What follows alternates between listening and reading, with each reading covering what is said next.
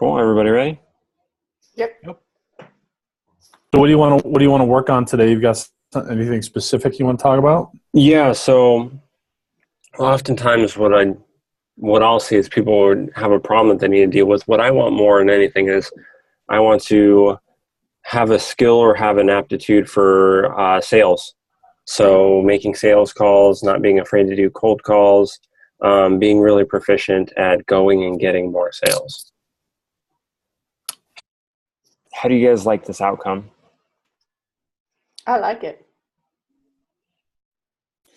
Yeah, it was really easy. And I mean, you came in with something, so it made it easy for me not to have to talk through where you wanted to go or what you needed. Yeah, to dig or something, yeah. It's specific, but I'm wondering if it's specific enough. Okay. What do you think would be even more specific or useful? Well, efficient or effective in sales, not being afraid, that's one thing. That's a good thing. But being good at sales seems like there's a lot of specific sub-skills there. Okay. But Shawn did say he wanted to be able to make cold calls easier. Yeah. Which to me is a very specific part. And that's the not being afraid part. Yeah. But Yeah. that's just one of the more specific parts of sales that a lot of people have Right. trouble with. Just Okay. being able to pick up the phone and make a cold call. What would you say, Stephen, to go ahead and remedy that or to get that even more clear? What would you do if you're a practitioner? Yeah, well, I'd probably ask some questions. I'd probably start general, like, have you been doing that so far? Yes. Okay. So what specific areas do you think you need to get better at? Maybe something like that. Okay. Maybe to know where you are now and where you want to go even more specifically. Right. Okay. And if it's a no, then, I'd try to get to the same place a different way. Like, so have you been reading materials or listening to tapes or something like that? And from what they've said about what you should be able to do, where do you see yourself in relation to that particular skill? Okay. Perfect. Okay. All right. So,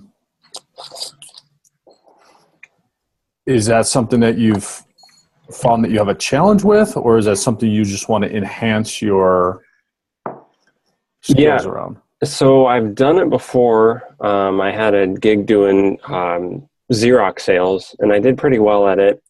I didn't like the cold calling part of it, but I could do it if I had to. But now I had a little bit of a challenge the other day around it where I just had a terrible feeling when doing it. But I want to make it, it's something that I could persevere and probably get over really quick, but I want to just do the NLP side of it and make it so whatever discomfort goes away quicker. And I'm like going towards something, I'm motivated to go towards that instead of maybe having the fear or going against some kind of negative emotion.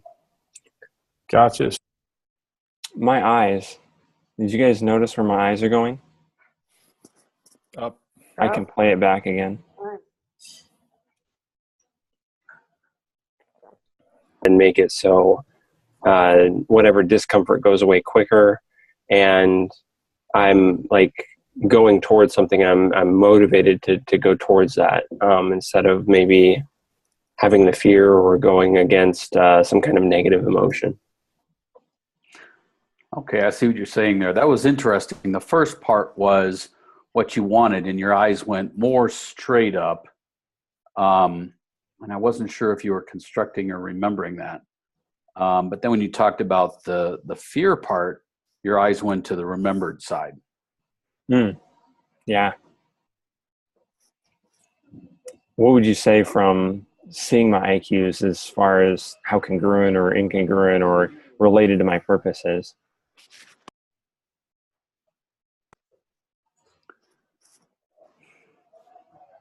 Jude? I thought it was fairly congruent. Okay. What do you think I'm doing there with my eyes? Just so it can like double check with what I'm saying. what do I think you were doing with your eyes in regard to what you were saying versus what you had told us your goal was in the beginning? Or what part of my brain am I accessing? Is it the case where I'm telling you one thing and then I'm accessing a different part of my brain, or is it the case where it's both the same things and you can reasonably guess what it is probably that I'm visualizing or remembering as far as images? Yeah, I thought you're accessing, you're visualizing, and you're like Steve said, you're accessing, when you stated what you wanted or where you wanted to go, you were constructing. You were looking up to my right or to your left, and when you were talking about the feeling, you were talking about. I guess if there was an incongruency, it was maybe that you were looking up when you were talking about that feeling and not looking down and accessing the feeling. So if there was one particular part where I think maybe there was a little incongruency, it might have been that. Okay. Barb, what's your take on the eyes? Just what they're communicating? To me, it seemed like that you're pretty congruent. I didn't catch where you looked up and to the visual remembered. I didn't catch that. Okay. So. Okay. Yeah, I would say it's pretty online with what you guys are saying there. And just to be aware, what else could I be doing? So it's one thing if we know that I'm going up and I'm visually constructing things, but it's also another level where you can go and you can say, I wonder what he is constructing. For example, if I have me right in front of me and I'm talking about this one time where I felt really bad. Yeah. As a practitioner, if I see myself and I see myself talking about, this one time where it was really bad, and then I go up and I do a visually imagined image, well, that's kind of wrong. But if I see myself as it is here and I say that there's this one time that I felt really bad doing it, and then I have a visually remembered image, well, then that's very congruent. And then you can kind of just double check that with those things. And then you can also guess what those images might be. Oh, he's imagining himself with a phone in his hand. Oh, he's imagining himself looking up for people to call, or whatever it was, whatever the fear was. So, yeah, like I said, I wasn't sure when your eyes were going straight up. I mean, and it was so pronounced. It's almost like you couldn't see much more in the whites of your eyes. It was kind of funny, but that's normal, actually. So I wasn't sure if you were constructing something that you wanted to accomplish, or if you were remembering successful times. But it was clear when you talked about the things that you don't want that you were remembering, though. Yeah. See. Yeah. Well, what I took away is I think a lot of Shawn's visual remembered is straight up, a lot less than it is up to the right. Now that I look at it, it looks like they're ever so slightly to the remembered side. Yeah. And do you think that might be a problem? If I'm imagining what I want? Well, like I said, I wasn't sure if I had thought that you were going remembered, I would probably ask you questions about, can you remember a time when you did these things that you want and you were successful at it or you were good at it? What did that look like would be the next question. Yeah. Or if the question is, what do you want? Mm-hmm. And I'm going with those IQs, that one. Yeah. That might be a challenge. You do that a lot, and I should pay more attention so I can figure out what that means. I know for myself, for example, lots of times when I'm trying to see a picture, I can look lots of different places, but I'll either look up or where there's nothing that's visually distracting, I can physically look down and over there if there's just blank carpet or something, so that there's nothing distracting me from the picture that I'm trying to see. You see the distinction, though, with the visually remembered versus the visually imagined, based on a question of what do you want? Right. Have you experienced it in the past, or is it something you're just trying to totally move towards? Yeah, and it could be a problem if we're just trying to recreate our past. Oh, I see what you're saying. Oh, yeah. Okay. because it's never going to be the same as it was once before.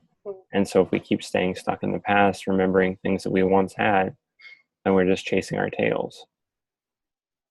Yeah, I can see that, but couldn't you make the opposite argument too? Absolutely. That it could be better if you're remembering a success that you had. It makes it more, makes it a more clear and tangible goal. It could be. And I also wonder how somebody could be more effective at attaining their goal. For example, if we brought Jude's young girl in and she could imagine very clearly and just had an imagination that was far exceeding mine, if that would be more beneficial than me bringing in my remembered images of the past and how I thought things were good before. Which one would you rather have if you're going towards a goal? For me, I'd rather have an imagination of a 7-year-old. Yeah. That makes sense. Yeah, I agree. Going towards something, I'm motivated to go towards that, instead of maybe having the fear or going against some kind of negative emotion. Gotcha. So what was the discomfort? Can you describe the discomfort? Was it? Discomfort was really being small, a feeling of being small. Feeling of being small. Feeling. I won't keep continuing to point out the IQs, but you see the subtle draw of that one? It was essentially, I remembered the image and then I went ahead and I felt the feeling, but just ever so slightly. Probably because I didn't really want to go into that feeling very much. Yeah, I saw the remembered part. I missed the guys go down for kinesthetic. Yeah, we'll roll it back. Discomfort. Can you describe the discomfort? Was it? Discomfort was really being small, a feeling of being small. Feeling of being small. It's really slight. Did you guys catch it? Yeah. It's like when you say the word feeling, your eyes just slightly shoot down and to the right and then immediately back center. Absolutely. So searching for it, boom. And I go from it quickly. I think part of it's even my head nod, where I go and I jerk kind of my head back down.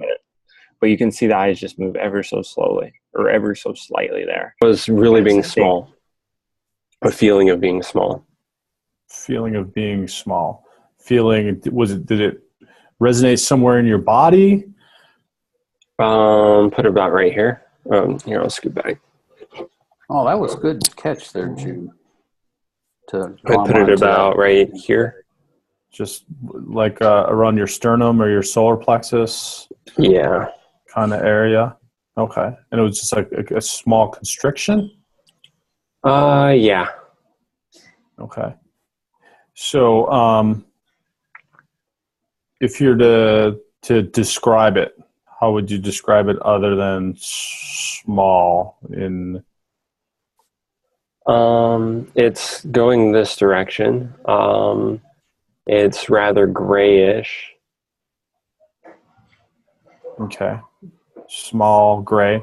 And so can you describe to me kind of the what was leading up to it, what you were doing? You were sitting and making sales calls, or you were in the middle of sales calls, or was it constant? Yeah, just about to go ahead and call somebody, reach out and see if they could use my services, and just the feeling came up. So about to, I would say, make the call.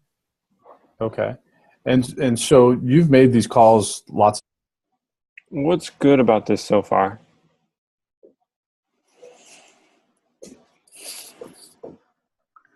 Well, I definitely see you accessing the memories of what it was like. It's interesting because you access the memory and then you go more straight up, and I'm going to start interpreting that more as a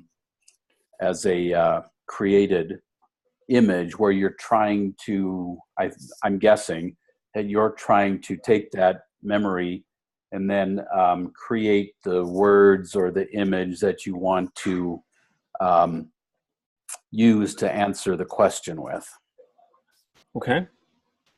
And what Jude is doing is he's getting down to, it's kind of like he's chunking down, getting to that detail of try to get to what specifically was going on, so that way he can get a better idea of what that trigger is for you. Yeah. What's most important, what I like best about this is he's making it into a process. Yeah. And so you were doing what, and then you had the feeling? Yeah. So good. So I would say make the call. Okay. And so you've made these calls lots of times before, right?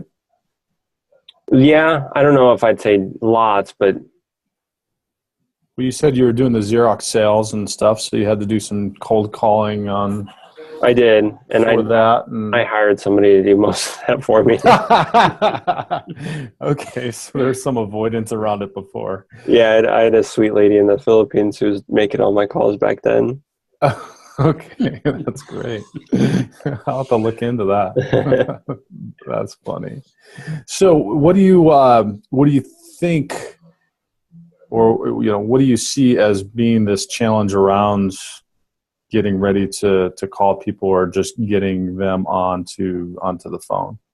I think it's a natural avoidance more than anything, but maybe a fear of rejection, for me, it's just a fear of feeling lower than I should be, or feeling diminished. And how would you be diminished when you call somebody? Is that part interesting, where I'm talking about feelings and doing it mostly visual? Yeah. I keep waiting to see if you go down kinesthetic and you're not. You're actually going almost back and forth between imagined and remembered. And it's like you say this feeling and you're imagining, and then you say you're feeling this way and you're remembering. So it's like, that's interesting. Yeah.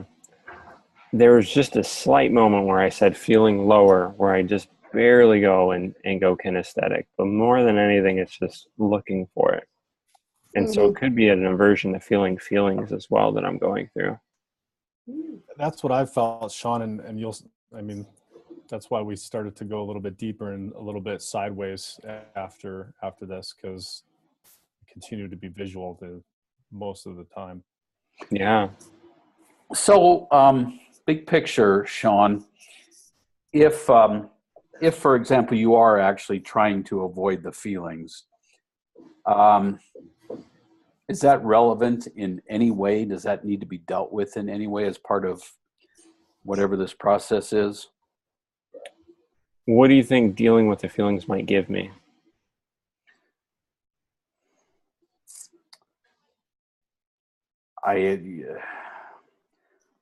Dealing with the feelings, it might give you an additional sort of touchstone that you could connect with in the future when you're doing this. If you can take those feelings and reframe it, and then do maybe like a swish pattern or something, and when you start feeling this, you're going to feel something different. You're going to feel empowered or challenged, to use your NLP skills instead of being afraid, or something like that. Yeah. How useful do you think it is to feel feelings when going and doing what I'm trying to do as far as my outcome? So after this, when I go to do a cold call, how useful is it to feel feelings? Well, considering the fact that you're trying to get past negative feelings, I guess it would make sense that it could be useful to change those negative feelings into empowering feelings of some sort. Yeah. Or maybe I have a disassociated feel of those feelings. Oh, is that a reasonable interpretation of you being almost exclusively visual when you're talking about feelings, that it's dissociated?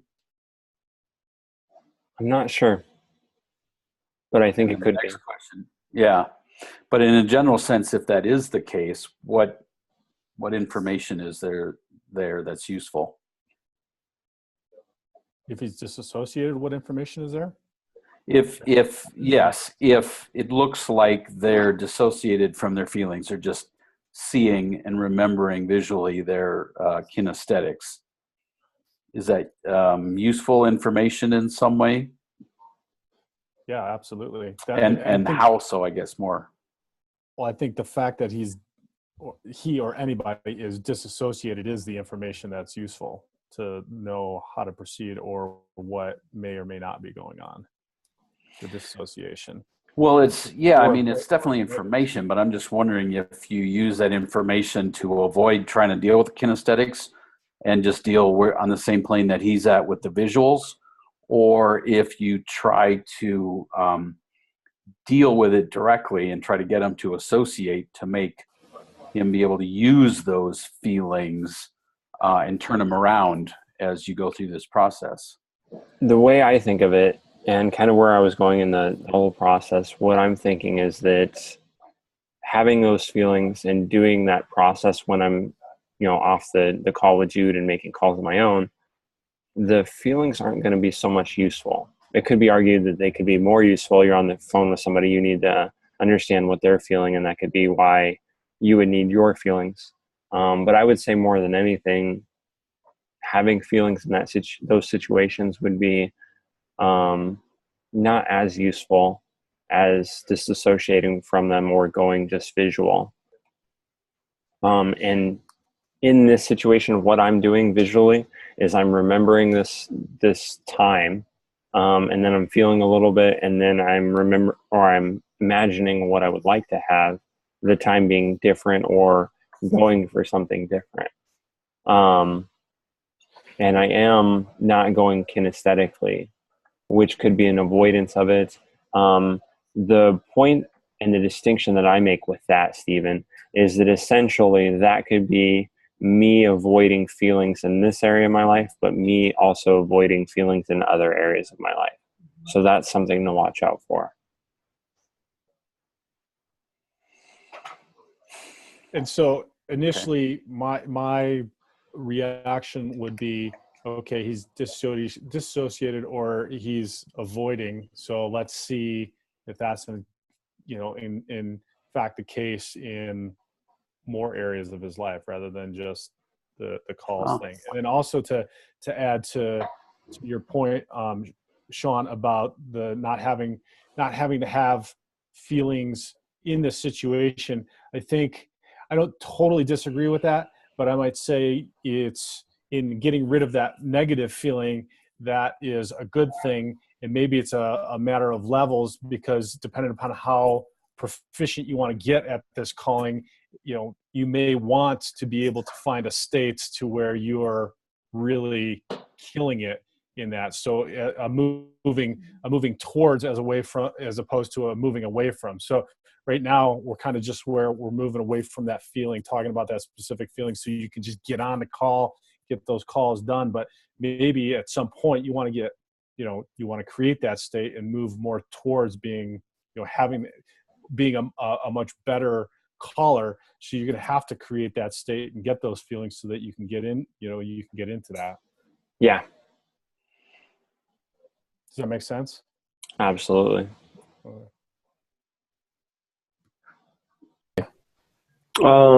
Maybe the idea that I'm above that, or that I shouldn't have to do that. Why shouldn't you have to do that? Because sales should be coming in naturally. And that's not me speaking, but that would be from the perspective of the other person. Notice there a limiting belief? Mm-hmm. Sales should just be coming in naturally. You shouldn't have to go and acquire them. Mm-hmm. I don't understand. So for me, it's not that I should already have that, but when I'm looking at the other person, they think that I should already have that and thus shouldn't be calling. That you should already have a sale or sales and you shouldn't be bothering them? Am I interpreting that correctly? Mm-hmm. Okay. Have you ever had somebody call you with something or approach you at some point that you may have not known somebody and eventually bought something? No, I'm kind of a dick to people that call me on the blue like that. So never in your life have you, no, and not just on the phone, and I'm talking about like in general, you saw something, whether it was a phone call, an advertisement, or some sort of sales type endeavor that you piqued your interest and purchased? Or when talking about cold outreach, I don't think so. so you've never walked past an advertisement, looked at it, piqued your interest, and eventually you bought something? Maybe like a restaurant, and the latest example I can remember here is maybe there's an advertisement for pizza and it's at a low price, and so I decide to go to that restaurant. Okay. So that would be a situation where, yeah. Was it a pleasurable experience? Yeah. Yeah. So had they not been, creating that sales environment for you by marketing and to you, would you have missed out on something? No, and I don't like the restaurants that don't do that. I have a problem with them not being able to show me what's on the menu, or not showing me how good of a restaurant they could be. So the question was, so I don't understand where you're. Notice here how he's breaking apart this limiting belief. Mm-hmm. Yeah, he was trying to, break it apart. I was going to say reframe, but he hasn't gotten that far yet. You're right. So we've had this limiting belief that I shouldn't be doing sales calls, and then we've kind of just gone around it with different examples of how it is important for people to do that, loosening my grip on this limiting belief. Mm-hmm. How do you think this might be able to be done quicker?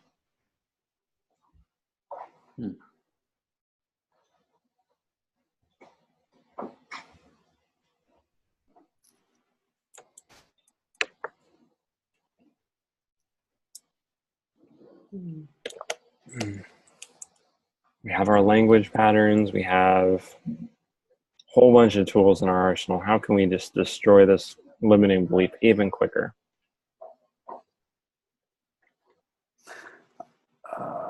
The only thing that comes to my mind is just asking a question. Could you imagine that? And, create some scenario, much like what he's trying to get you to walk yourself through. Okay. It could be. Could you imagine yourself?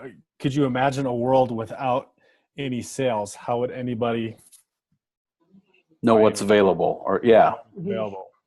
Yeah. Barb, what do you think?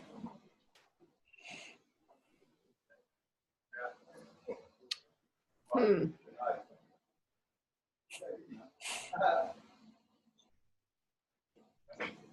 only thing that's coming to my mind is if Jude would have instead of asking you, all the questions he was asking, like, have you ever been approached or anything, if he would have said to you, so how are people going to know what you have to offer if you don't tell them?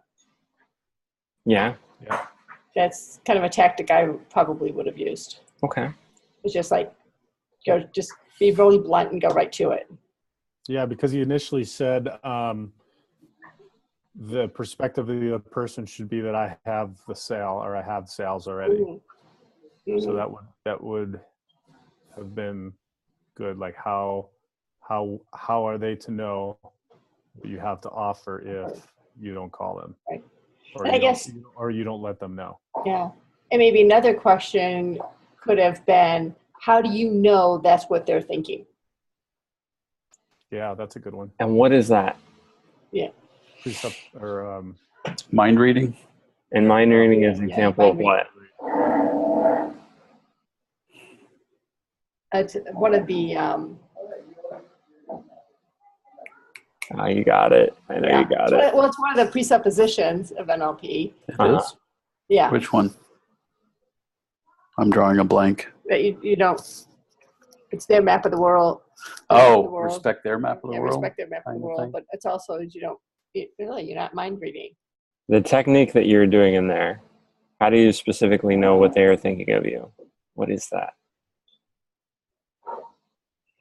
Oh, is that more a meta model? Yeah. Okay. Yeah. So I love that he knew to do this and to break apart this limiting belief, and he does. And I think we can do it even quicker. And I want to lay out all the tools that we have available here. So essentially we have in front of us a limiting belief that if I'm calling these people, I'm a bad person because if I had sales, they know that I wouldn't need to call them, or something along those lines. Essentially, that I'm bad, or I'm wasting their time, or I don't feel good about myself because I shouldn't be calling them, or somebody with sales shouldn't be calling them. Something along those lines, right? And so if I have that in front of me, we can use meta model. How specifically do you know what they think of you? Did you ask them what they thought of you? Mm-hmm. We could use sleight of mouth. How would we do that?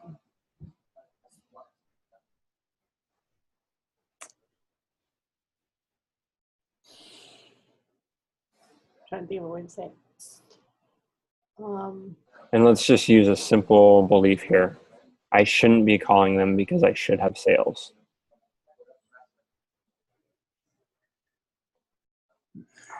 You know, I'm kind of at a loss for the exact question that you're asking, but I think of a situation that I see somewhat regularly when I'm talking with new people about sales. And I don't know what they're trying to do, but they'll say, so, you know, they'll ask me a few questions about where I'm situated in the deal. And then they'll say, so what do you need me for? And I say, because we're always trying to grow the business. So you work directly with an international company that has lots of sales in petroleum products. Yes. Well, then what do you need me for? We're always trying to grow the business. So I'm making that connection, but I'm not trying to, but I'm at a loss for where you're trying to take this. So what you could say is, it's not that you're trying to make sales, it's that you're growing the business. Good, Barb. I was like, it's not that you're trying to make sales, and I just couldn't get there. So thank you. So you're sleight of mouth. Gotcha. Sleight of mouth. Okay. Yep. Yeah. So it's not that you don't have sales, you're just growing your business. Okay. Yeah. Okay. I like that. And I just want to make you guys make it as simple as you can. We have this limiting and belief in front of us. We have these tools. How do we use that?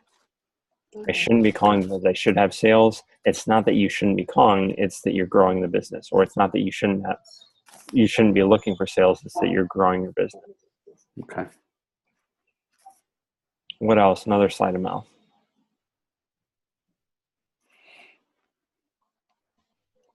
Jude, you got one? No. I thought you did, Jude. We got 2 points to break it apart there. It's not that you shouldn't be calling. It's not that you shouldn't have sales. Well, if you didn't have you wouldn't have sales if you weren't calling. Yeah, well, there you go. Oh, so how exactly would you have sales if you're not calling? Yeah. There you go. Not so much sleight of mouth, but more reframes, right? Yeah, that's a reframe. Yeah. Which is in essence kind of a sleight of mouth. It's covered in that, but reframe, it's NLP. Mm-hmm. What other tools we might have to break this belief apart? One that I want to give you is hypnotic language. Mm-hmm. So maybe it is that you shouldn't be calling them and you should have sales. Or maybe it is the case where you're calling, and as you're calling, thinking those things, knowing that you should have sales, knowing that they should value your services, you might just find that you can call, and it's important for you to call. Haven't you had this experience before? Notice there how I pace and lead that. Pace directly their current mindset of they shouldn't be calling, they should have sales. And then we lead to a place where it's important for them and they should call because it's important for the other person. Please don't ask me to repeat that though, because I don't think I could. Yeah. That was good. And that would probably be the most efficient, wouldn't you say? Mm-hmm. Potentially. And it just depends how receptive the person is. It might be the case where you just throw all this at them and see what rock crumbles the pile. Mm-hmm. Yeah. Another thing you could do is you could give them a metaphor. So what happens with a child at school when he never raises his hand and he never gets the help that he needs? Potentially a metaphor there. Mm-hmm. Or what happens to the gentleman who's so attractive and he never goes and expresses himself to the world? He never goes and says hello to that pretty girl. Another one, for instance. Those are the... Yeah, Stephen? And this is, again, more of a reframe, but I could see another option where, so if you have sales, then you no longer have to work. Is that what you're saying? Yeah. Yeah, Absolutely. Yeah. What would you do if you didn't if you already had sales? And that gives them more towards looking at that. Would you still make the calls or would you not? Yeah. Mm-hmm. But we'll see. He gets past it just fine. But those are also things you guys can think about to get it even done even quicker. And as I alluded to, it might take 1, 2, maybe 3 of those things and just break it apart real quick. It might just be one. It just all kind of depends. Coming from with that, you don't like when they don't.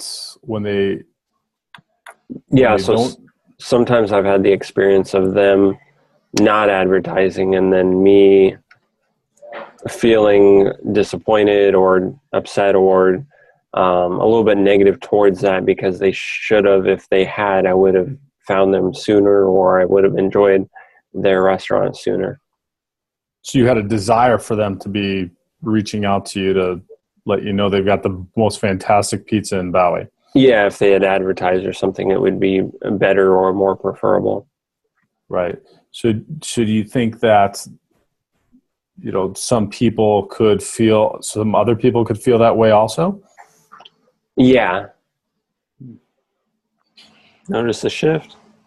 Mm-hmm. Do you think people could feel that way about other things than pizza? Yeah. Yeah. So the person you were calling the other day, do you think, what was the result of that call? I'm curious. He hung up. Okay. So I called him back and he didn't answer.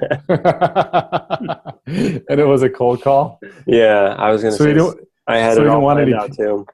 He didn't want any pizza? No. He didn't want any Shawn's special sauce? He was totally closed to it. Okay. So is that a bad thing? I'd say another positive here is he does a state break. Mm-hmm. Loosens the grip on it, makes it such a less serious conversation where a change has been made, and now I'm going to do a subtle state break, talk about something funny in John's Pizza, and then it has an added effect of loosening the grip even further, impacting and making available the change even more long-lasting. Yeah, one of the things that you did, actually 2 things that you did, Jude, that I thought were good. I was imagining that I would have gone just to so you see the value in people telling you what they have available. But you kind of took some finer points to it and said, can you imagine other people could have that same thought or reaction, whatever you said exactly. And there was another question like that too. So you were kind of reinforcing, you were just making a smaller bridge over to where you were going. I thought that was good. Mm-hmm. Thank you. Sorry. My phone's going off. At the time, maybe. As I see it now, it's not necessarily bad or good. It just kind of is. Okay. So what brought you to that realization? I'm kind of detached and far from it. Detached in the sense that I don't give a shit, or detached in just, hey, that's life. Some people don't want my special sauce, and yeah, mixture of the two. That's their loss. A mixture of the two. Yeah, and I would put I don't give a shit in there somewhere in there too. Higher of the two. That would be number 1. I don't give a shit. It's in there somewhere, yeah. Okay. So did that feeling stay with you? Which one specifically? The feeling in your chest after you made that call. Did you make more calls, or was this just a one-off call? Yeah, I made another one. But the feeling subsided Was still a little bit present when I went and did something else, but it was further from me. Okay. So, do you experience this feeling any other time, or just when you're making cold calls? Sometimes when talking to girls, but a little bit less. It's a little bit more worthwhile and exciting, and so that kind of subsides the feeling, I'd say, and I'd have more experience dealing with it in that way. Okay. And then, so Sure. can you pause for a second? Yeah. So did you notice that he's visually remembering a lot more on that than any of the other stuff? His eyes went up to the right far for the longest time that I've seen in the entire video when he Yeah, he talks even about did that. an auditory remembered Yeah. when he said, I did another call. Mm-hmm. So up and to the right is imagined images. Yeah. And when I did the other call, the auditory digital was down to the left. Mm-hmm. I think that's it. It might not be, though. I saw you go really strongly auditory remembered. Yeah. Grab that for me. Talked to girls and then had the feeling. That was before that. Dealt with it a lot. And so that kind of subsides the feeling, I'd say, and I'd have, oh, shoot. It was way before that. Yeah. Mm-hmm. Was still a little bit present when I went and did something else, but it was further from me. Okay. Got the feeling there, looked at it, found the image, then had the feeling just slightly. Do you experience this feeling any other time, or just when you're making cold? Oh, shoot, we still missed it. Yeah, I think it was before. In there somewhere, yeah. Okay. So did that feeling stay with you? Which one specifically? The feeling in your chest after you made that call? Did you make more calls, or was this just a one-off call? There we go. Yeah, so now for some reason I'm going auditory. Mm-hmm.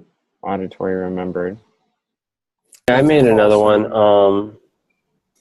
but the feeling subsided. Was still a little bit present when I went and did something else, but it was further from me. That's where I think you are the longest I've seen you go visual remembered. You went auditory. I mean, remembered in general, from auditory to visual. Okay, yeah.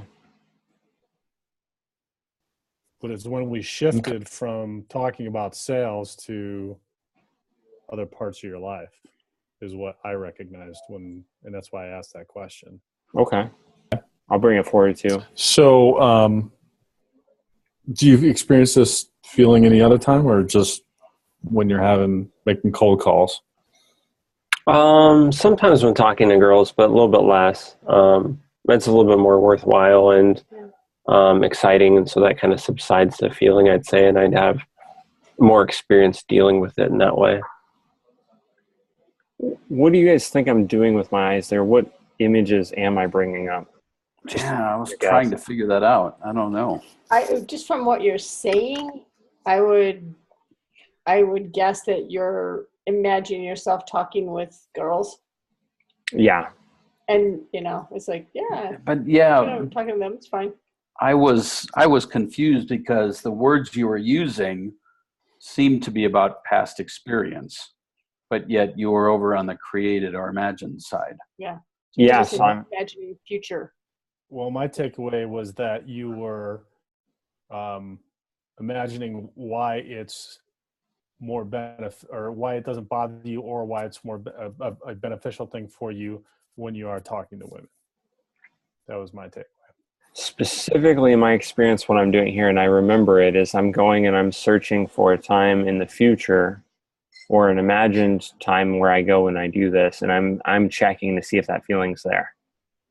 and to see how that feeling is. And what I notice in my experience is I'm going and I'm looking for that experience, and then I'm checking to see the feeling, and then I'm asking myself, why is that feeling not there?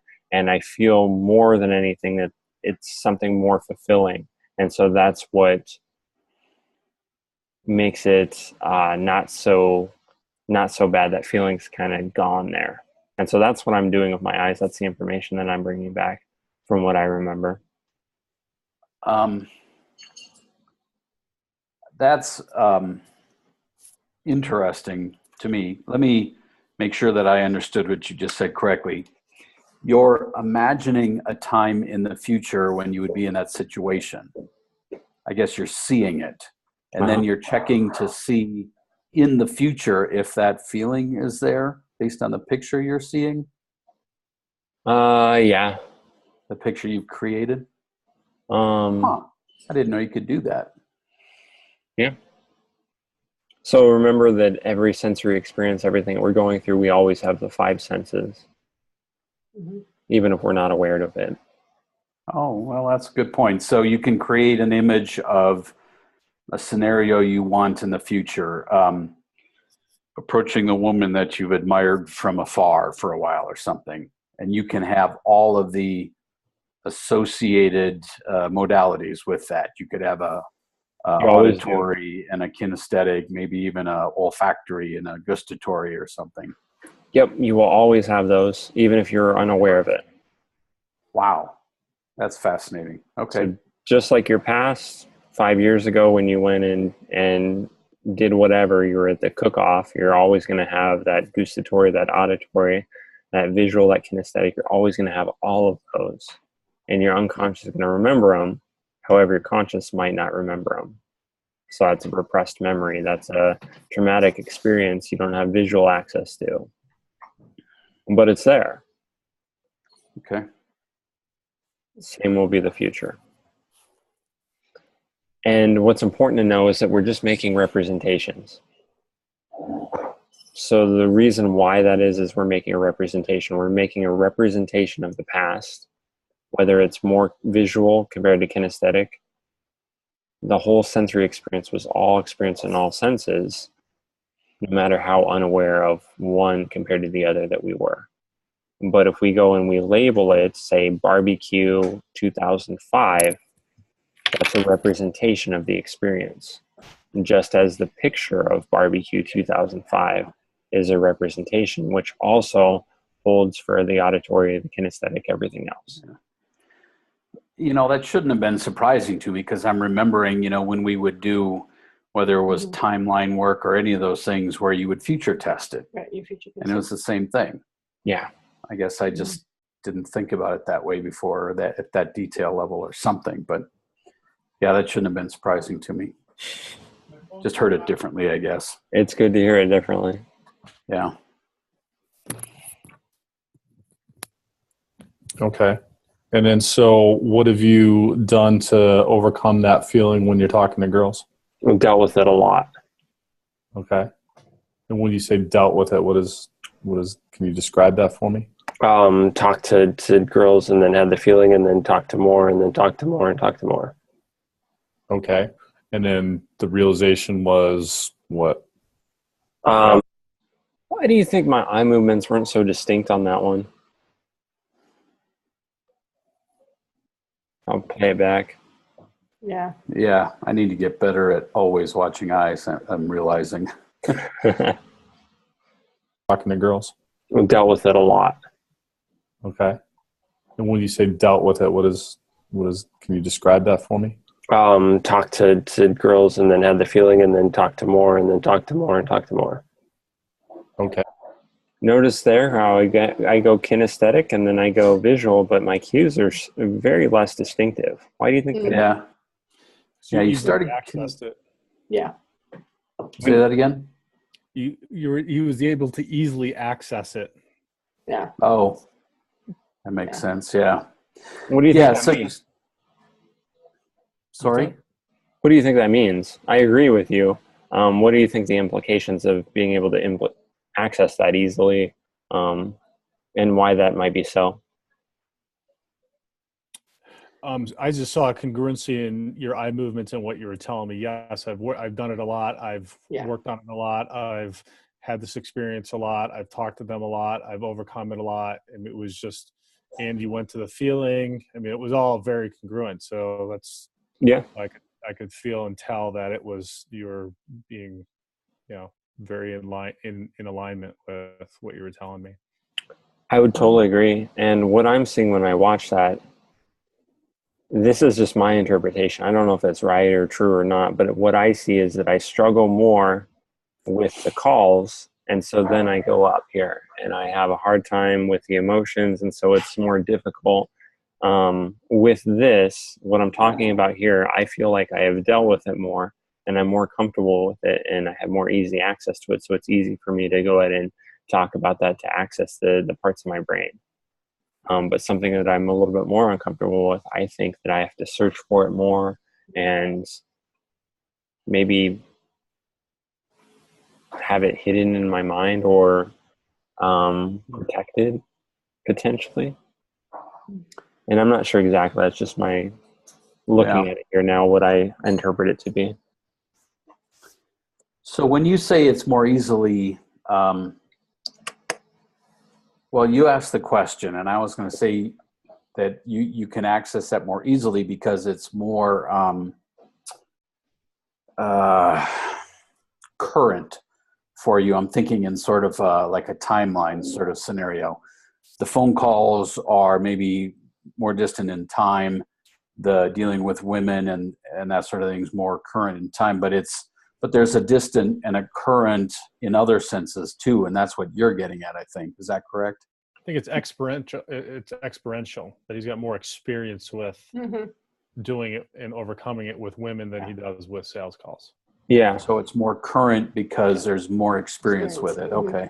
I don't know that current's a good word for it because I mean no, it's not, but it's more now. It's more closer to the front of your mind. I'm struggling for the right words, but to me it's experience. So he's got the, like we talked about in the beginning of the calls, he's got the neural pathways in his mind that he's experienced this, he's gone through it, he was able to look up and then feel it and then tell me about it all at the same time. It was just really very natural. I think if we played them side by side in the question asking, we'd see a huge difference between, him coming up with what he wants to say, because a lot of the time he's up and, constructing.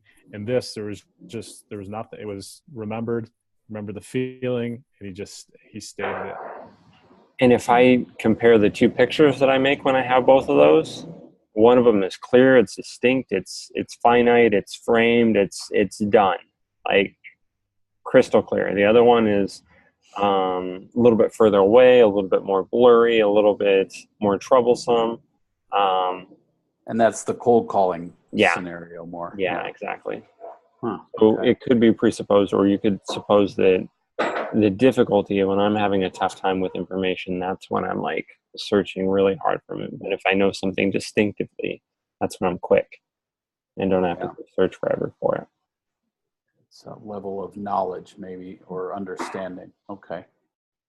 Experience. That makes sense.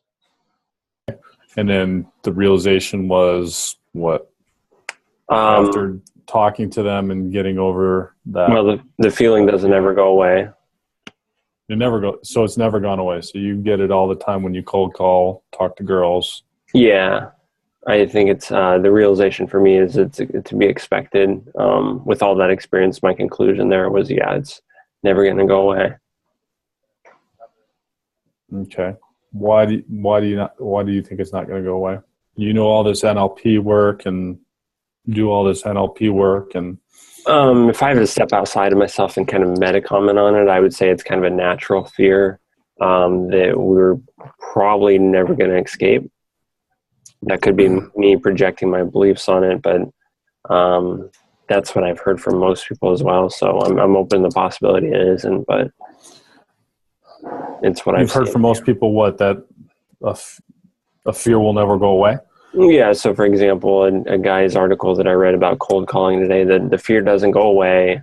Even if you do it 50 times a day, you still get nervous a little bit when you start your day and you start calling. Same thing with girls, and that matches my experience as well. Plus what I've heard in that realm as well. Just people saying, yeah, the feeling's still there. Before you go up and talk to a girl, it's still going to be that feeling, but it'll diminish a little bit, or it'll be a little bit less present the more that you're experienced in dealing with it. Okay. What if you were able to change that fear into something different? Yeah, Steven? So I'm wondering if you stated a limiting belief about it not going away, and that somebody else saying the same thing, you say that just because you're using it to help you justify your limiting belief. It's possible. It's possible, and I'm open to that possibility. What I've stated here, and kind of going even deeper with it, just everything that I've researched biologically, that fear needs to be there. So we need to have the fear of going and approaching random strangers. Biologically, it does us good. And so that's from my studies on evolutionary biology, where if we're in the cave and we go and we approach a random stranger, it could be very dangerous for us. So that's why we have the fear. So you think it's dangerous when you approach a good-looking woman that you may want to take a trip to the beach with or something? On some level, it has to be. Huh. Interesting. See, and so his model of the world, I agreed with. So I didn't really delve any further into what he was describing to me, other than trying to resolve that feeling now. Yeah, and so I mean, I'm curious if it would be possible for somebody to get rid of that fear.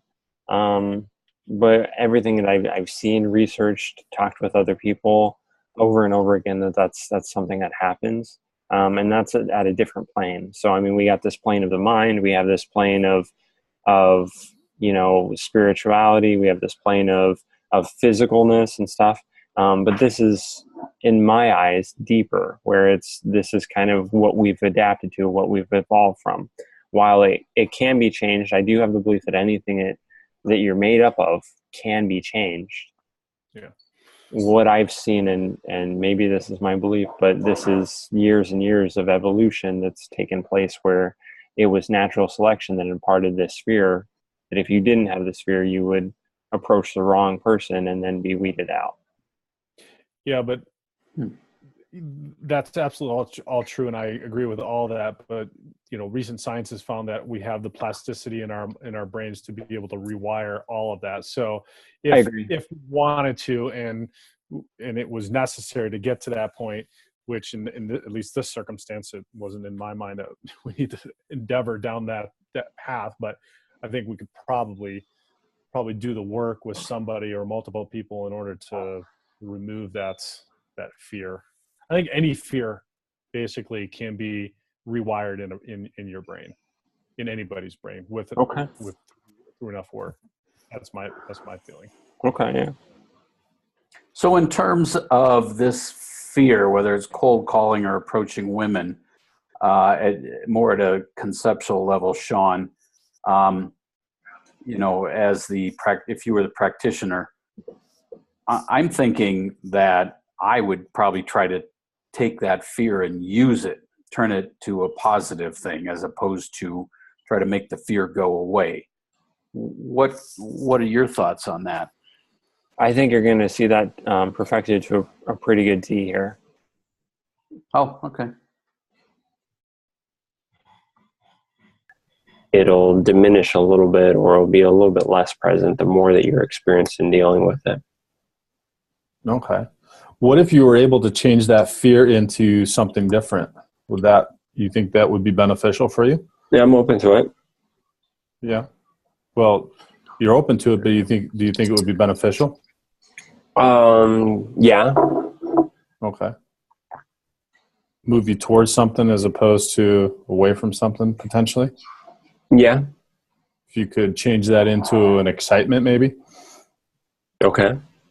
Or change it into whatever else you want it to be? Okay. What would you rather feel? What do you guys That was think well about done. this line of questioning here? You thought it was pretty good, Stephen? What's that? You thought it was pretty good, the questioning here? Yeah. He's trying to come up with a label. I thought he did it really well. He was, and by well, I guess I mean he was asking you questions and letting you say, yes, I could do this. Yes, I could do this. Yes, I could do that. Okay. I thought there was a possibility to also lead even further. Lead even further? Yeah, so once he gets my agreement, this would be beneficial. And could you imagine yourself doing this and having this change, what your life would be like? And then kind of getting that positive buy-in, which he is doing, and then take it to the place where, okay, let's do it now. Because at this point, it's critical. It's like, okay, well, I'm about to make this change. I've done life in the way that I've done it up until now. And now I'm deciding to make this change. What I want even more than that, not only to know that there's a positive side to it, but I also want to know that he's 100% on board directing this show. And so that's just the one added comment that I would make is, oh, okay, let's do it. This is going to be this. That's going to do this for you, and you're going to feel that. Okay. Just an added, boom, I'm in charge. I'm running the show. This is what you're going to get from it. And then, okay, now I'm excited. I'm confident that you have exactly everything that I need. I'm following you all the way to the T, and let's go. Okay. For me, that just would have been more beneficial there. Which, as you can see from the results, it wasn't anything that was negative or missing there. I'm just suggesting as something added to make it even better. In approaching a woman or making a cold call? Happiness and security. Happiness and security. Okay. And then what's that gonna do for you?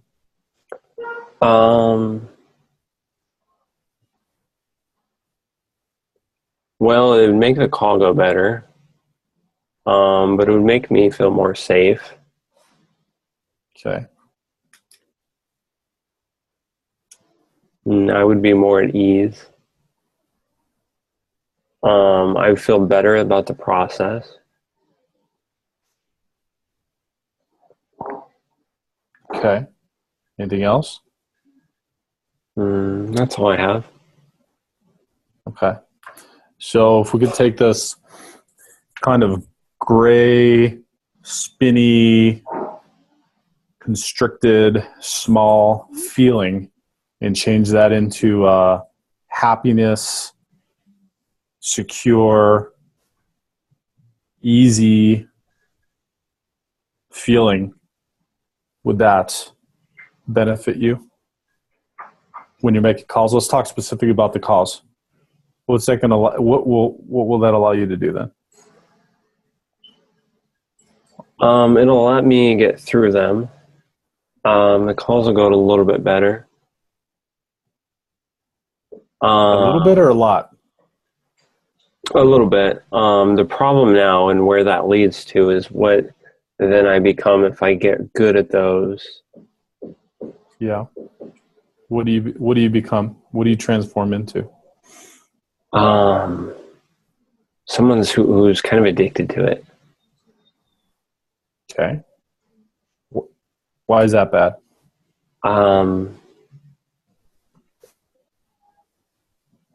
Because it's an emotional roller coaster. And I think this was part of the girl problem too. So it's an emotional roller coaster that you'd be addicted to in kind of like the hunt, to put it in a primal way, where you're no longer, this is no longer scary for you because you've transformed yourself into somebody that's very good at it and has the ability to feel comfortable with it and ease into it and feel secure. And then it becomes an addiction to have to, sell and get the next sale and get the next sale or the next sell of yourself or of your services or whatever? Is Yeah. that what you're describing to me? The sell isn't the problem. The emotions that come along with the process becomes the problem. So can you describe those emotions to me within that process? The first thing What is it? first thing that came to mind was destructive. Destructive? Mm-hmm. Okay. So in that process, when you're feeling good about this and you get to a comfort level, how does that become destructive? Can you walk me through that? Then I start making sales, and then I keep making sales, and then I miss out on other things. Such as? Relaxation.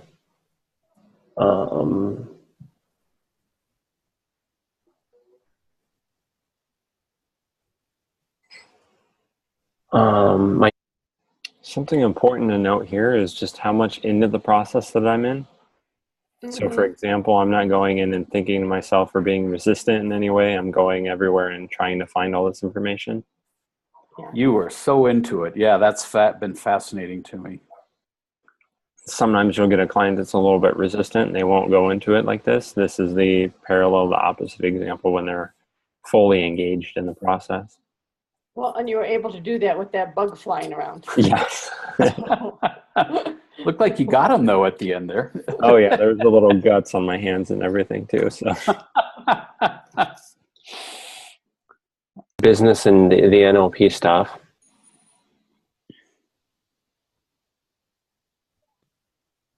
What else?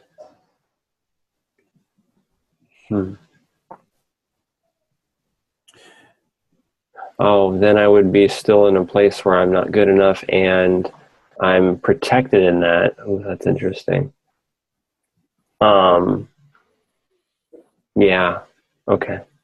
So I'd still be in a place where I am now, similar to not being good enough, not achieving my goals, not going forward. Which the problem in that is right now that's safe for me. That's safe for you. That makes sense. So if I move away from that. Mm-hmm. So all we'd be doing is shifting this stack. You'd be comfortable with the sales, but we're not addressing that underlying deeper fear. Well, yeah, if I get good at the sales, then that would have to change, or the potential to change. So you've used the words "not good enough" a few times in the conversation. Tell me what those feelings are around and about. Generally about the money compartment in my life. That general department, but as it is now, that's fairly comfortable. Okay. What about with women? Comfortable. Well, but you described being not good enough in both cases with the sales and in the business and also with the women. Can you guys notice the distinction here? What's going on with me? It's a little bit of a challenge. I felt resistance to going down this road. Okay. You mean this road, but when you switched from sales to women, is that what you're talking about, Jude? No, to going into the feelings, because when I asked him the not good enough feelings, it felt, but also in rewatching the eye movements a little bit, that it was more constructed than accessing his feelings. Okay. What do you think, Barb? Yeah, I would agree. It's like you're doing this little soft dance around the actual emotion. Mm-hmm. Okay. And it just, to me, it seems like you're really not naming, or you haven't yet actually named the fear. Okay. And so I just feel like there's more there, but there's like, you really don't want to go there. Yeah. And if we can step out and look at, what I'm doing, and this is easier for me now, But essentially, I had said I wanted what before when we were looking at outcomes. What did I want? You wanted to get good at being able to call. Oh. Mm-hmm. But more than that, the feelings that I wanted. Remember that? I think, didn't you want it to be easier and you wanted more success, I think? Safety and comfort. Oh, okay.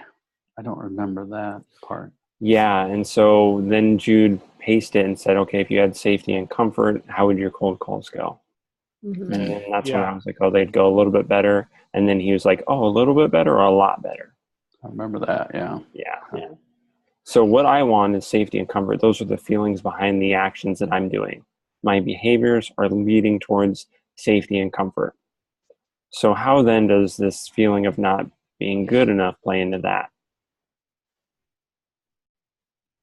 Mm-hmm. Well, you even said that your kind of like your financial situation right now is comfortable. Your things with the ladies is comfortable. And so, yeah, I was waiting for Jude to go, how do we step that up a notch? Mm-hmm. Type of thing. Like, let's move your comfort level up even more. Okay. Or get you out of the comfort, but it's like that next step up too. Okay. How could not being good enough or having that feeling contribute here? It's directly opposite of what you're aiming for. It's Is huge. it or is it not? It's to me, it's because you stated that things are comfortable, that you're keeping yourself at that level of comfort. You don't have to stretch. You don't have to reach. You're not going to step out of your comfort zone. Everything can just stay the way it is because it's nice and comfy. And people like to be comfortable.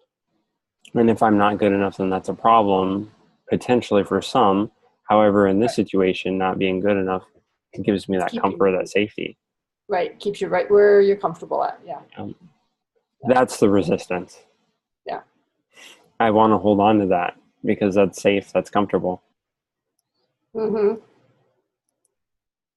Mm-hmm. So I'd probably have to face more of the prospect of not being good enough if I were to push myself more in that area. okay. And that's something I can do, but it's not something of benefit for me. It's not a benefit to you to delve into why you don't feel good enough? No, if I were to go and put myself out there in the girls aspect, I would be shown that quite a few times. Not good enough, not good enough, not good enough. And that's something I could deal with. Okay. What do you mean by being shown that? Just rejections. Okay. Why does that make you not good enough? I would just be shown that a few times in other people's opinions. I don't understand the not shown that. Okay. So you qualified it with somebody else's opinion. Yeah. Okay. But and that's okay. That's not necessarily, in my opinion, in that realm. For my purposes now, I'm good enough in that area. If I wanted to be better in that area, I could go in that direction and I would be shown that. And ultimately I would prevail. But the cost benefit for going that direction and pushing myself in that area of my life isn't, the benefit isn't great enough. You guys understand the process that I have for this?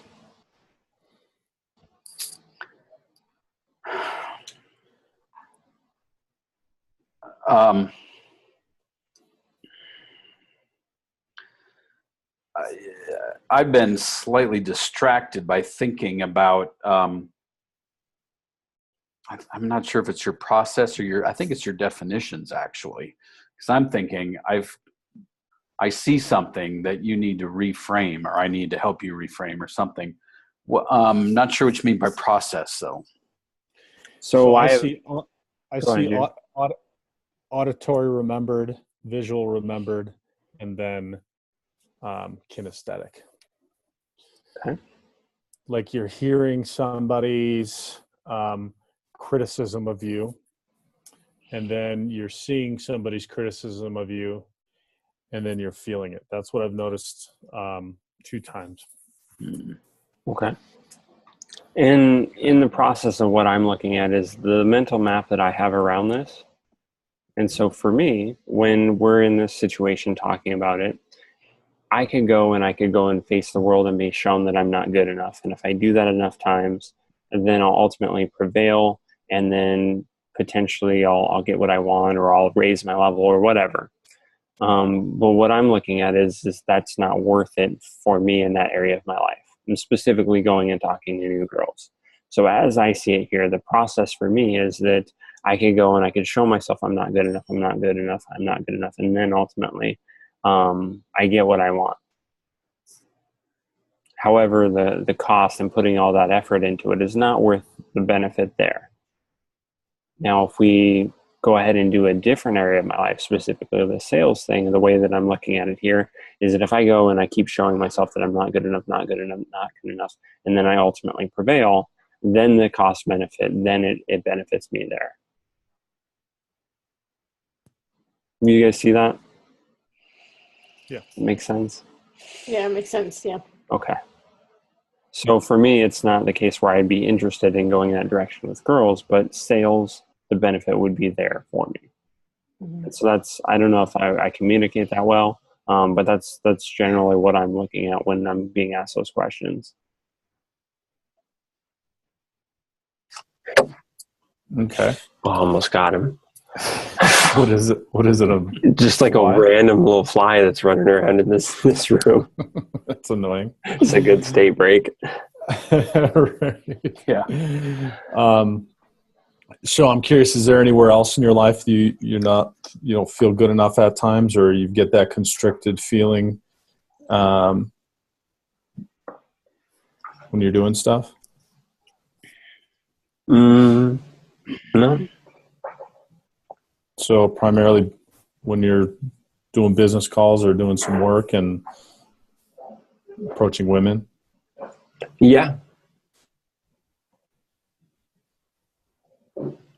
So is it the same feeling that you have with the women as you do with the calls? Is it in the same place in your body? Yeah, same place, same color. But yeah, for example, if I go and talk to a woman, it's significantly diminished, or the awareness of it isn't nearly as great. So what do you think the root of you're not feeling good enough is? I don't know. You don't know? No idea? If you're to close your eyes and just take a minute and focus in on that area of your body.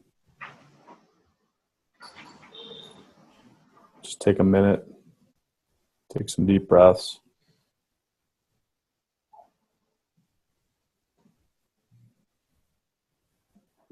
Yeah, it doesn't have anything to do with not being good enough. So that feeling has nothing to do with not being good enough? Mm-mm. Okay. So then if we were then to change that feeling into a happiness and security state, then that feeling would just subside, and it actually wouldn't go into where you felt that you were being destructive because you went into this process of spiraling into not good enough again. Oh, no, it would. So say, for instance, we changed it, then I become good at the sales calls, and then money's coming in, good at money. Then that feeling of not being good enough would have to kind of grow itself or transform to something else. It would have to. Why would it have to? Why couldn't you? What's preventing you from just getting rid of that feeling forever? The feeling gives me safety and security. Safety and security. So, so would you be willing today to try to get rid of that feeling and move forward and see if we could work with your subconscious and I still want the safety and security. You still want the safety and security. So if we worked on something today and did a technique today that that would get rid of that, then that's you're not going to be really open to that. What is that? What is getting rid of that feeling? What feeling? That feeling that you have when you call. Oh, this one. Okay. Sales call. Yeah. So there's two feelings that we've addressed here. One is that feeling of not feeling good enough. The other feeling is that spiraling feeling in my center when I go to call. And I'm not sure. I think that might have been missed there. But for me, getting rid of that feeling of not good enough, there's too much resistance around that, and I mean, it does the safety and security for me, as we mentioned a little bit earlier. Well, and I found it interesting. At one point, you said that it's not about not being good enough. And so the question I wanted to ask was, then what is it about?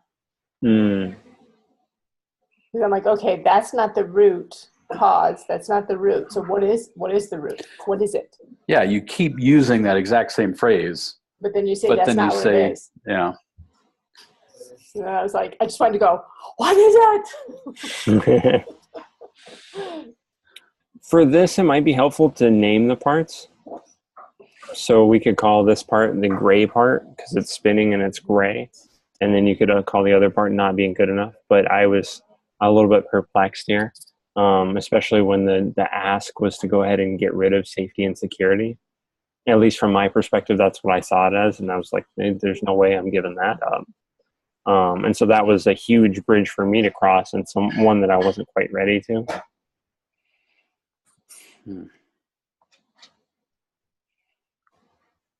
Your take, Jude? Yeah, no, I was trying to get there, but you weren't open to it. So that's why I pulled back and just get rid of that feeling that you got when you're cold calling. I feel that they're directly correlated together. But okay, you weren't making that, you didn't have that feeling, you weren't making that connection. So that wasn't going to be, that's kind of where I got derailed here a little bit for a few minutes and trying to get this questioning to try to maybe delve a little bit deeper in there. But I just, after this section here, I just felt that there was a lot of resistance and that we weren't going to be able to get there at this time. As I'm thinking about it now, I still don't think that they're the same. I can pull that feeling of not good enough. I can pull the gray feeling, and they're still different things. They can affect each other, and they can have movement on each other. But for me, they're two different things. Okay, and that may be, and that potentially true, except for the fact that your language has said that throughout consistently. So your language has described it as being lower, I think was one of the words you said, not good enough. Not good enough, not good enough, not good enough, not good enough. There was another one. So, and that's why I wanted to just take a minute to try to close your eyes, take some deep breaths, tune into it, and see if there was that connection. But we didn't make it, which is okay too. But and maybe it's not, and maybe I'm misreading it. But what you were telling me was leading me in that direction, and so that's why I delved a little bit here, and then I relent here, and then say let's work on getting rid of that feeling that you have when you're making the calls, and let's swish it out. And so in my mind, in the context of if we're working together for a longer period of time, this is something I probably make a note of and say, all right, let's see if this comes up somewhere else when we're talking about something, because it's been correlated together in two different circumstances in your life as described by you. And let's see if we find somewhere where there's, this comes up again and readdress it at some point. But for now, let's get rid of that feeling that you're having with the calls and maybe with the women, and see where that leads us. Okay. How could you be sure on this call? How could I be sure on this call if that was because the from your perspective, you see it as one and the same feeling, correct? how could you be certain that it is that or it is the other one? I don't see it as the same feeling. Well, I see the root of it as the not good enough, and it manifesting as these feelings. So the not good enough is probably a deeper dive than just talking about sales calls, just talking about, and that's for me sometimes is the challenge with NLP is you can just do specifics and work on specifics like a feeling that you want to have around a sales call, and you can, do a technique that makes you better at that. But that underlying issue, what is the underlying issue that brings up that feeling at that call? It may stop at that point in the sales call, but it may manifest somewhere else in your life, say in approaching a woman or in something else. So that's why I try to find out, holistically looking at other areas of your life. And so that's where I draw that from. But Okay. I don't know that I could have done it in this call, but I'm open to find out how you feel I may have. I think we could do it with our NLP skills. So you mentioned you have this gray feeling right in the center of your chest, and what I want to know is how is it related or not related to this not good enough feeling? If you have this gray feeling and you don't have the not good enough feeling, what happens? Okay, if you have this not good enough feeling, but not this gray feeling, what happens? If you still have the not good enough, you still have the gray feeling, and then you can kind of just by elimination see if they're one and the same or not. So, Shawn, let me ask you a question, because I'm thinking a completely different road on this. I might, somewhere around this point or a little bit earlier, I would probably have asked you a question like, what would happen if you realized that a woman rejecting you or a sales call not resulting in a sale didn't mean that you weren't good enough, but it meant something else? I try to imagine it. And if you tried to imagine it, what would you imagine? The scenario where that's true. So it means it's something else. I would create a scenario, say for instance, the secretary is busy or something else happened. Yeah. So I could create that. So you can imagine that. Yeah. And when you imagine that, how are things different? I don't see a distinction. If you, so in this scene that you're imagining where approaching a woman that you're attracted to or making a sales call, and it's unsuccessful in both cases, but it doesn't mean that you're good and not good enough, what would it mean? It just didn't happen. It didn't get the outcome that I was after. And how does that make you feel? I'm just fine. Okay, that's the path that I was thinking. And that's the path and the important part that leads me to think that the not being good enough isn't the problem here. That's what I'm thinking too. Because if I can have that happen where I go up and I don't have that feeling of not being good enough based on the result of the outcome there, well, this process doesn't have anything to do with that. See, where I disagree is when you talked about the process in doing it with women, you use words like persevere, overcome, and it wasn't about dealing with the root feeling and the issue of it. It was that you had overcome it, that you had just gone past it, that you've worked through it and hit past that plateau. So, and that feeling isn't the not good enough though. That feeling is that gray feeling right in the center that's spinning. Mm-hmm. That's what I got through. How did you get through it exactly? In that scenario where you imagine persevering and imagine being successful? Just doing it over and over again. That's what he described is so doing it over and over again. So right. My feeling is it never, the root issue, the root cause of that has never been addressed, that they are combined, whether it's a sales call or whether it's an approach, and there's a root to that, and that you can keep trying to go through it. Maybe you don't have as much anxiety about it, but you still haven't addressed the root issue of what that is causing that feeling. And I'm wondering if that's overanalyzing it, getting into it too far down in the meta model. Could be. Because what I was trying to get at just now, and I didn't ask the question very well, I think, but you were persevering and you eventually got through it. How did you do that exactly? Was it just try after try after try, and eventually you found the right woman and it was successful? And I've thought about this more and more and more. But I had the carrot out front, the outcome that I was after. And so it wasn't just closing that one sale or meeting that one girl, but it was eventually becoming that person. And so that was the motivator. And so then I was willing to go and be shown I was not good enough. And then eventually I was able to grow into that.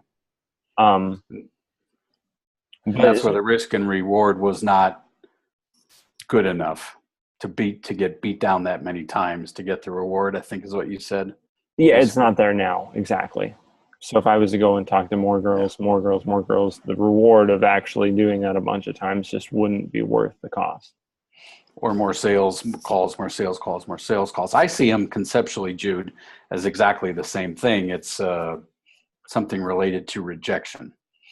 And that making you think that rejection means you're not good enough. And if you redefined that as maybe not the right match for the sales call, not the right match for the romantic involvement, then it looks completely different. And if you could imagine that, Shawn, what would that feel like? The problem with that is the not good enough isn't necessarily related to that. It's not related to whether or not this person accepts me or rejects me.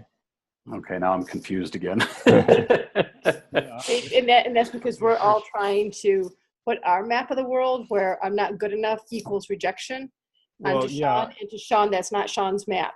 Mm-hmm. Shawn's map is I'm not good enough does not equal rejection. Mm-hmm. Right. And I agree with that. That's why we're having a hard time. I agree with that 100%, but the feeling is, the root is I'm not good enough. The anxiety with the approach on either a woman or the sales call is rooted in I'm not good enough based upon your language. Whose map? Based upon your map with your language. I agree. Yeah, and I agree with that up until the point where Shawn said, it's not about me not being good enough.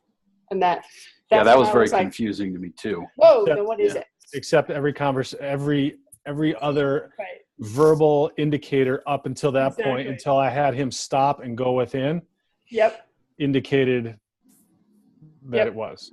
Yep, I was right there with you. I thought the same thing.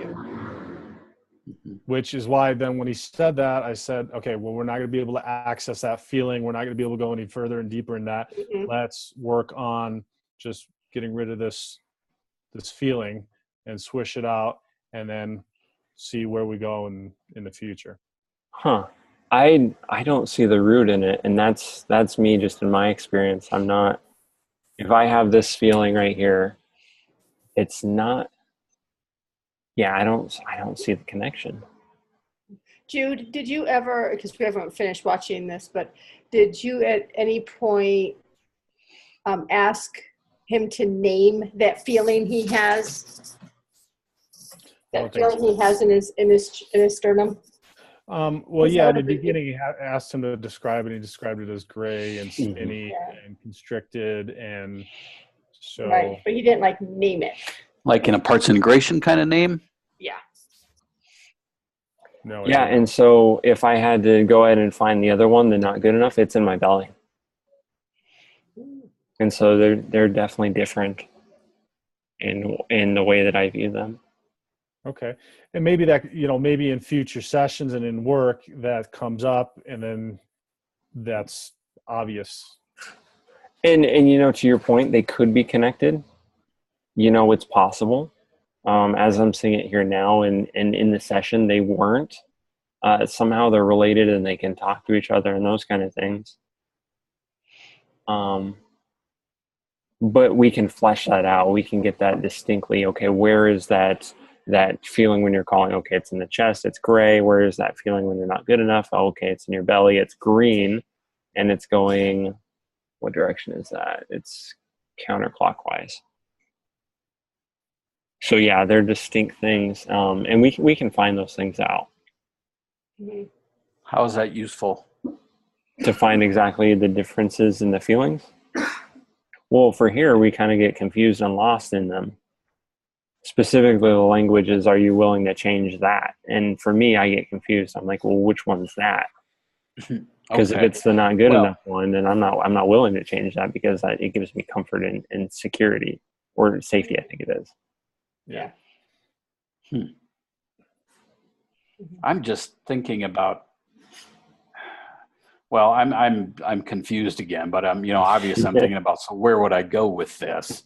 And I'm wondering if just skipping right over that and reframing, seeing things differently, you might not know what the, because my confusion is partly me, but I think it's also partly the situation itself. So I'm thinking, what if we just ignore that for now? Have you define the meaning of these events differently, and then see what happens. And then maybe that will give us more information that in the next time. Okay. We could get a clearer picture of it, but that's my thought process. The challenge with that is that it's not going to get rid of that feeling for him. It's not going to, his originally stated that he wants to get better at the calls. You know, when we first start, he wants to be able to get better at the calls. And the only way to do that is and then later on, we find out that he wants to, feel more secure in being able to make the calls. So the only way to do that is to transmute that feeling for him. And I'm not sure. Yeah, I disagree with that, but let's see it. We'll see it. in your sternum or your solar plexus. Yeah, we can transform that feeling. Okay. Well, that's what you're describing to me is that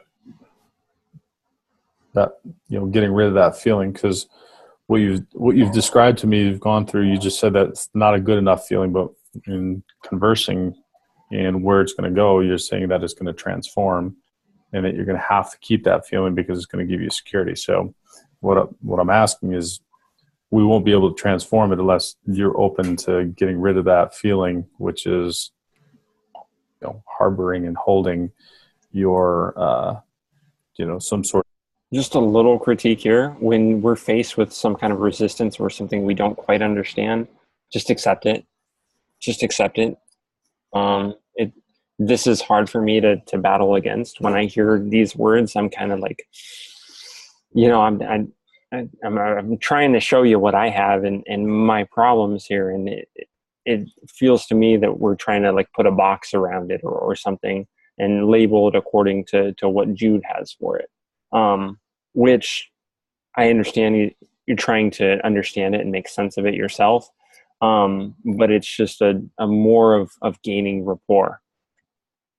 Yeah, I think we got a little bit sideways at this point, because I think we're thinking and talking. I was poorly communicating because I think you were, like you said, you were looking at the security of the not good enough, and I had shifted back to the getting rid of that feeling that we talked about in the beginning. And then I was asking you if you felt comfortable with that, and you said no. And I was saying, well, we can't do anything if we're not going to do that. But I was talking about something different. I think we would get back on track, but that was me poorly defining what I was talking about, or what I wanted to, what we could utilize a technique in order to, to make it better. and these things are going to happen. Just go with the resistance or go with whatever it is and don't fight it. Just say, oh, okay, I misunderstood. This is that. So, I mean, we've been talking. What happens if we just go along this path and nothing changes? Or we don't have anywhere to go? What are we going to do then? From what I'm understanding, it doesn't look like we have any movement in here, and you're not willing to change, which is totally okay, but where do we go? And so it's just, acceptance, just like, okay, that's okay, cool. Yeah. Security for you. So if it's a security for you, as much as I would like to do any kind of technique to help you get rid of it, if you're not open to getting rid of it and getting rid of everything that's within there, then it won't work.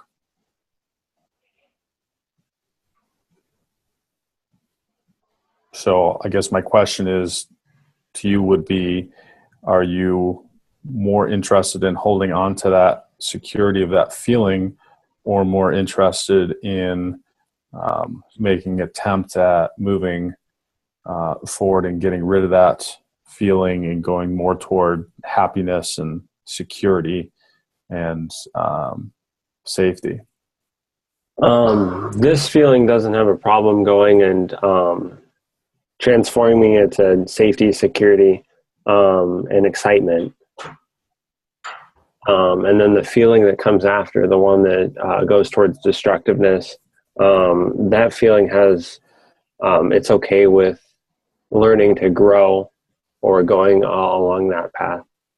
Well, and I just want to clarify before we go any further that direction, that's a third feeling. That's the destructiveness. That's what happens after I get good at the cold calling. Mm-hmm.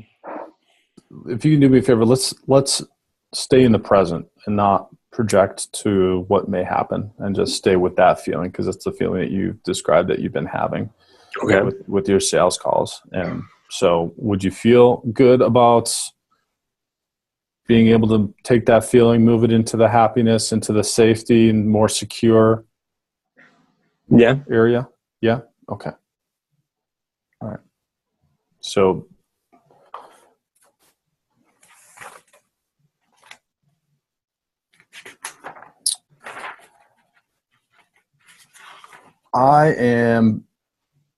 I'm thinking swish pattern.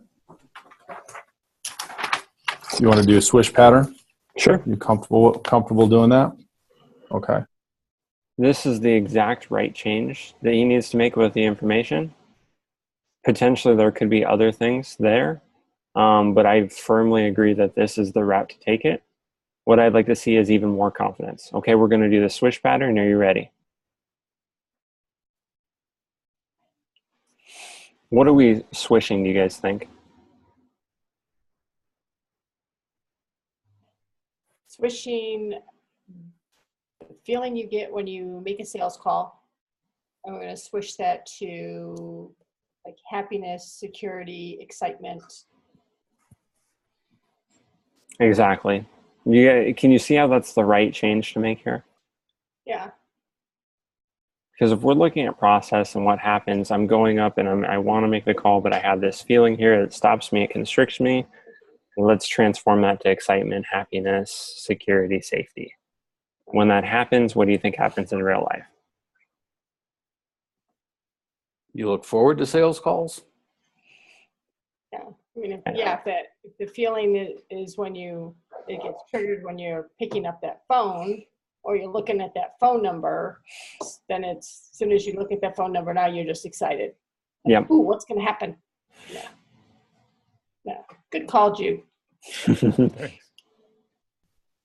Hey guys, I got to run. I got my little ones to bed. So Thank you so much for all the feedback. This was absolutely awesome. Just thanks for sharing. Yeah, thanks, Jude. Yeah. I'm glad you were here with us for 2 hours this time. That was great. Hey, yeah, I know. I told my daughters I can't miss this. I'm really excited about this one. So I could hear them out there clamoring. So it's bedtime. I hope it's been helpful. And yeah, it's been awesome. And we're not meeting next couple of weeks, right? Correct. Right. All right. So everybody have happy holidays, Merry Christmas, Happy New Year. Thanks, Jude. See you the 7th. Okay. Good night, Jude. And I'm going to read directly from my script, so I'll make sure that I get this really perfect for you. Okay.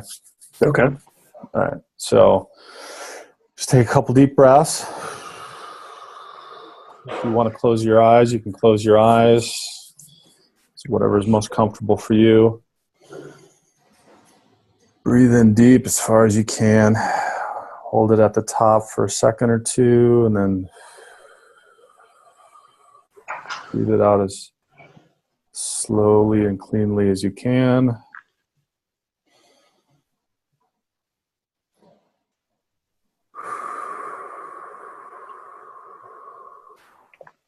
Okay. So is it all right with you, with your unconscious mind, for you to make this change today? Yeah. And for you to be aware of it consciously? Uh-huh. Okay. So, how do you know that it's time for you to have this feeling? When you think of that, do you have a picture? Yeah. Okay. So rewind the movie of your mind forward and back until you kind of get the exact moment when you get that feeling. Okay. You have a picture of that? Yeah. Okay.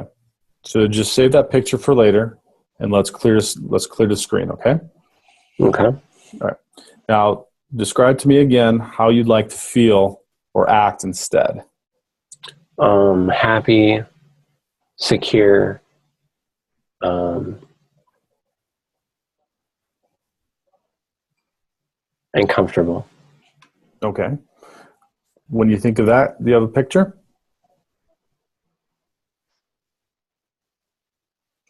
Yeah. Yeah?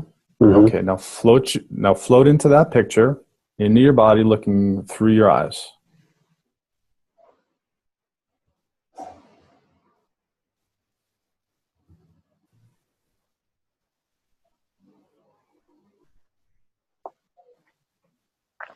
Mm-hmm. You have a picture of that? Okay. Mm-hmm. All right.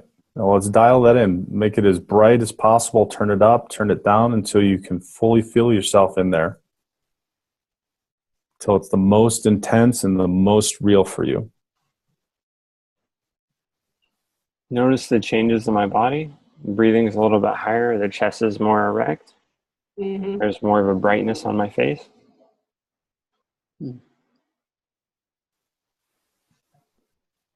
I'll flash it back.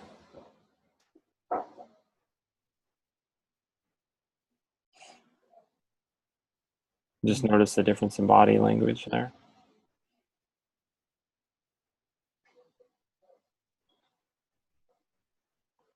Turn it up, turn it down until you can fully feel yourself in there. Till it's the most intense and the most real for you.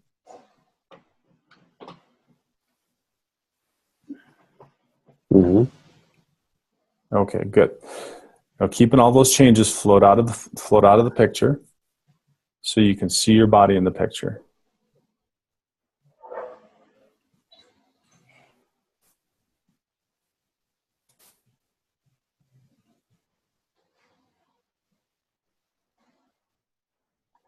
I want you to notice also where my eyes are here. Yeah. And where were they 30 seconds ago when I was in the picture?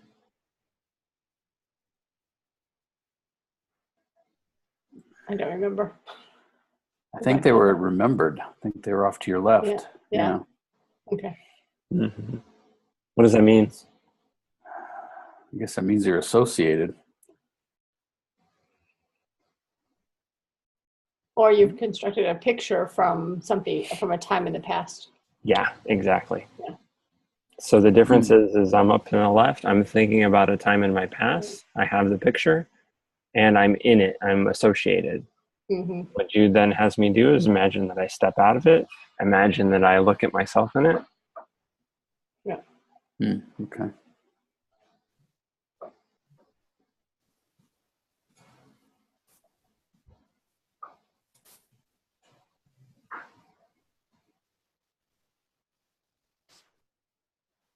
Mm-hmm. Okay. So let's clear the screen now again. Now bring back that old picture and float into the picture so that you're fully associated looking through your own eyes of the old picture.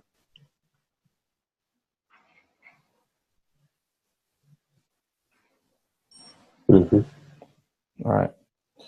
Now, keeping that old picture up, take the new picture, put it in the lower left-hand corner, just small and dark. So you're going to have the old picture up, and then you're going to have the new picture down in the lower left-hand corner, just small and dark. Okay. Now, we're going to go through a process that I call swish. And when I say swish, what I'd like for you to do is I'd like you to take that small new picture and take it big and bright onto the screen, okay? While the old picture shrinks away into the lower left-hand corner, okay? And so what I'll do is I'll say 1, 2, 3, swish, and then I'll ask you to open your eyes. And then 1, 2, 3, swish. And we'll keep doing this and taking the old picture and replacing it with the new picture. Okay. Okay? All right. So let's get that old picture up.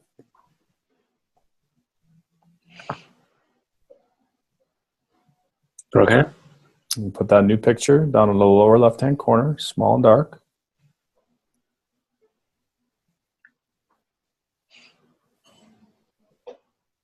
Uh-huh. Okay. Notice the breaths. What do you think that means? Don't know. Well, I'm just going back Keep doing to like, this and taking the old picture and replacing it with the new picture. Okay. Okay. All right. So let's get that old picture up.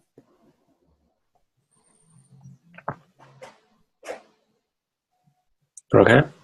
And put that new picture down in the lower left-hand corner, small and dark. I see it as me getting ready for change. Yeah, I was Okay. thinking back to like when you had that session with Anya and she just kept yawning and yawning and yawning. And that's what I was thinking about here. It's like, yep, you're getting ready to have some change. Mm. Okay.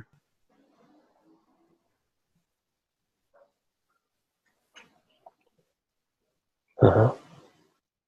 Okay. Ready? 1, 2, 3, swish. Okay. Open your eyes. Okay, let's do it again. The old picture, new picture. 1, 2, 3, swish. All right. Old picture, new picture. 1, 2, 3, swish. Old picture, new picture. 1, 2, 3, swish. Old picture, new picture. 1, 2, 3, swish. Old picture, new picture. 1, 2, 3, switch. Old picture, new picture. 1, 2, 3, swish. Old picture, new picture. 1, 2, 3, swish. Old picture, new picture. 1, 2, 3, swish. Old picture, new picture. 1, 2, 3, swish. Old picture, new picture. 1, 2, 3, swish. 1, 2, 3, swish. 1, 2, 3, swish. Old picture, new picture. 1, 2, 3, swish. Old picture, new picture. 1, 2, 3, swish. Old picture. 1, 2, 3, swish. Old picture, new picture. 1, 2, 3, swish. 1, 2, 3, swish. 1, 2, 3, swish. 1, 2, 3, swish. 1, 2, 3, swish. 1, 2, 3, swish. Old picture, new picture. 1, 2, 3. Here he's going a little bit too slow for me. Yeah. Speed it up. Yeah, I was thinking two things. So first of all, that was it, that I would have started speeding up a lot sooner. The other one is the NLP training said that it's very important to break state between each one. So your subconscious doesn't get confused and make a loop out of it and know where, not know where you are in this. So he wasn't doing that with you. I don't know if you were consciously doing it because you know to do it, or if you think it's not important. I'll do it the first few times, and that's kind of how I know to keep doing the pattern. But usually my eyes flashing will be me breaking the state where I clear the screen and have nothing. Okay, so you were doing it because you know to do it. Yeah. Okay. Usually a person will learn if you do it 2 or 3, maybe 4 times with them. Okay, break state, clear the screen. Okay, swish. Clear the screen, swish. I will do it more just for the heck of it, just to make sure that they don't loop. Right. Yeah. So normally I've done it and seen it done where people have their eyes closed when they're doing the swish. You're doing it with your eyes open. So I was thinking, well, I'd say close your eyes, open, 1 to 3 swish kind of thing. Would that work? Yeah, Just absolutely. whatever. Yeah. Just as long as they're doing the process. Sometimes it would even help them if they were using their eyes to be closed. Mm-hmm. For me, I'm so visual that it's kind of just nature. Just do it real quick. Boom, boom, boom, boom. Mm-hmm. But as you can see, he's kind of going through it, and then I'm just, okay, I can do it faster. I want to do it quicker. And I just go through it. Yep. Yeah. Swish. 1, 2, 3, swish. 1, 2, 3, swish. 1, 2, 3, swish. 1, 2, 3, swish. 1, 2, 3, swish. 1, 2, 3, swish. 1, 2, 3, swish. 1, 2, 3, swish. 1, 2, 3, swish. 1, 2, 3, swish. 1, 2, 3, swish. 1, 2, 3, swish. 1, 2, 3, swish. 1, 2, 3, swish. 1, 2, 3, swish. Yeah. 1, 2, 3, swish. You're 1, doing 2, it 3, like 3 swish. 1, 2, times 3, faster swish. than 1, he 2, 3, is. swish. 1, 2, 3, swish. Is that fly still in there? No. No? Oh, that was good. Okay. All right. How do you feel about that old feeling? Pretty good. Yeah. How's it different now? A little bit. I think I want to swish it some more, though. You want to swish it some more? Mm-hmm. Okay. Does it help you to keep your eyes closed when you swish or to keep your eyes open? I can do either. Okay. Well, you had them open this time. Why don't we try closing them and then open them in between each of the swishes and see how that feels. I generally don't want to do that. Is he just thinks that maybe I'm not following along with the process? I'm not sure. But the process is working fine. I just need to do it more. That's all it really is for me here at this point. Yeah. I was picking up on you, just closing your eyes like that real fast. And that was my interpretation of, since you were doing it with your eyes open, that was your breaking state. And that's why I said you were doing it about 3 times faster than he was, maybe even more than that. I think he just didn't pick up on that. Yeah, just minor thing. Mm-hmm. So let's just close your eyes. Bring up that old picture. And so I do have my eyes new open one, anyways. small and dark in the lower left-hand corner. You ready? 1, 2, 3, swish. Open your eyes. Close your eyes. Old picture, new picture. 1, 2, 3, swish. It'll be a challenge when working on somebody that's experienced in NLP because their minds work pretty quick. Yeah. So if you get somebody who's kind of just fresh out, they've never thought about life or neuro-linguistic programming, they will need to go slow. For me, I'm sorry, go on. For me, it would have been exhausting to go this slow. Yeah, it looked like you had started before he even started. Mm-hmm. You swished like 10 times before you started, yeah. Yeah. Swish, open your eyes, close your eyes. Old picture, new picture. 1, 2, 3, swish. Open your eyes, close your eyes. Old picture, new picture. 1, 2, 3, swish. Open your eyes, close your eyes. 1, 2, 3, swish. Open your eyes, close your eyes. 1, 2, 3, swish. Open your eyes, close your eyes. 1, 2, 3, swish. Open your eyes, close your eyes. 1, 2, 3, swish. 1, 2, 3, swish. 1, 2, 3, swish. I'm checking the work too to see if it's better or different. So I've gone forward, done the process, and then I've also checked it to see what it's like. Well, one thing you did with Shawn in one of the classes is when we were practicing the swish pattern is you had the client say the word swish, and actually you even had us tell it, like if I was a practitioner and I was working with Stephen, I'd have Stephen yell the word, say the word swish, and I'd say louder, louder, faster, faster, louder, louder. And I found, me personally, that had a greater success for myself because then I'm swishing it as fast, I can keep at the pace I want to. Plus, I think just saying the words and yelling swish just had even more impact for me. It adds a representational system. Yeah. Whereas I'm just doing it visually here. Add in the auditory sound actually doing the process. I think it's a little more impactful. However, it works just fine here. If the client doesn't want to say swish, which some of them don't, they don't have to. Other clients, they love saying swish and they'll be active in that process. And it helps. It just kind of depends. For me, if he had told me, okay, say swish when you do it, I'd be like, okay, cool. And if you notice, like the first, I think 1 or 2, I actually do say it. Yeah. Yeah.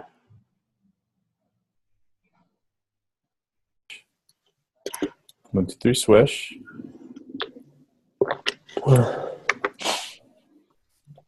Broke your own state.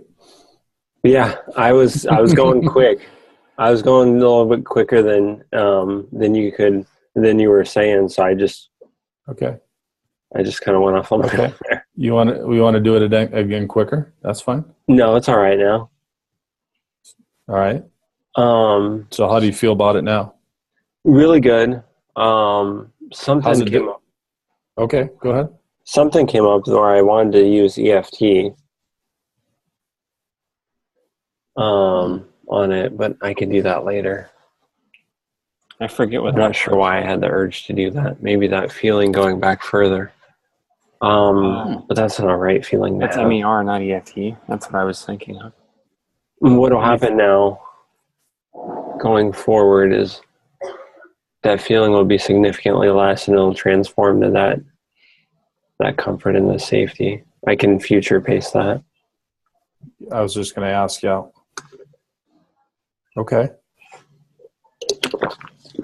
Well, good. Can you see the old picture at all? Yeah. All right. We need to do it some more then.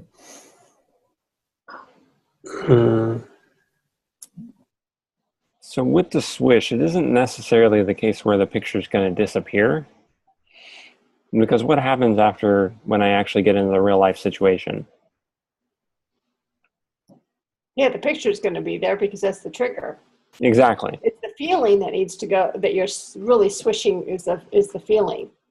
Or transitioning to, essentially becomes anchored. Yeah. Isn't it really the behavior that you're swishing, not the feeling? See, I was thinking that those feelings were a distraction. And so, in fact, let me just tell you what I was thinking I would have done. I thought the feelings themselves followed along with the picture and the behavior, and so that would change when the behavior changed. I thought it was too small and not relevant, really.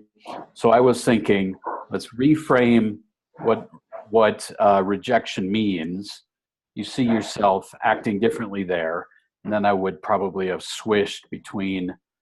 Well, you have to remember, it's not rejection that comes up. Rejection isn't the problem. With women and with these calls, I don't have any problem with rejection. It's just a feeling. Well, it's the meaning of it. You kept saying, see, this is the part I'm still confused on, but yeah, it wasn't the feeling. It wasn't the rejection. It was that it made you think that you're not good enough. And so I was going to say, if, like I already did a little while ago, if being unsuccessful at approaching a woman or making a sales call just meant that it wasn't the right match, would that look differently? And then that's what I would have swished on, is those two different looks. Yeah, so I mean, it's a process here. And so I would totally agree with you in the fact that, I go and I do one call and then I have that same feeling.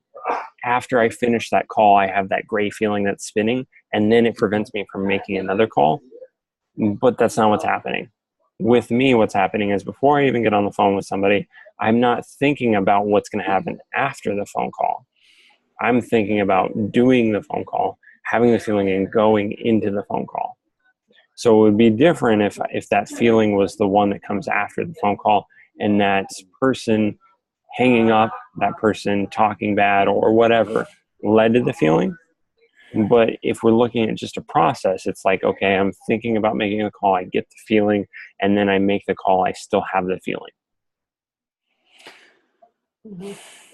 Okay, so you're saying I'm wrong about the feeling. It was relevant. I was trying to, and maybe this is my model of the world, and I'm just so much in my head that I'm trying to project that on you. But I'm thinking that if every time the call is unsuccessful or the asking for a phone number is unsuccessful, that means that you've learned and you've gotten better. It means something different. So you could think that no matter what happens, you're going to be better after this call, right? You're either successful or you've learned and you're getting better and smarter and better. And if that's something I really want, then that'll compel me to go forward and make the call. Mm-hmm. But for instance, on this one, what we swish it with is the comfort and the safety and the security. That's what I want even more. Mm-hmm. So if we swish that gray feeling with those feelings, then I'm compelled to make that call. Maybe it is the case for you. You would move more towards learning in that direction, and that would be a more appropriate swish for you.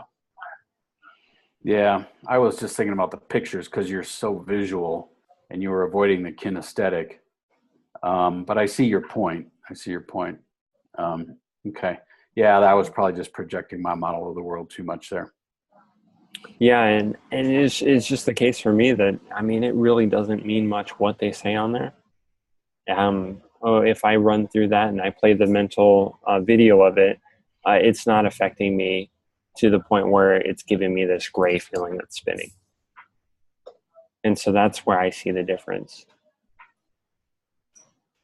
You mean now, after the swish? Even before. And so, for instance, one way of distinguishing this, we could go and we could say, okay, the person gives you the worst blowout. They tell you you're a piece of garbage and you should never call them again. Okay, where do you feel that in your body? So if that was the case, and we play through that mental imagery, and then we start to see that gray feeling, and it's spinning faster, and it gets deeper, and it's a more intense feeling, then we know that that's contributed towards it. For me, that's not the case. For me, I feel that feeling in my stomach, and it's more of the case. It's like a kind of an excitement. It might be related to that not good enough, but it's not related to this up here feeling for me.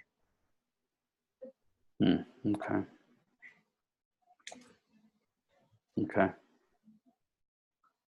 I'm still confused. I think for a lot of people, you will find that though, that what these people say about them is going to have a direct impact on their ability to make the call or not. That's probably the norm in this exact scenario. Well, that's why I was trying to reframe it.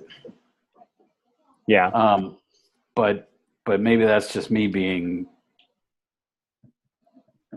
like that, and other people are not.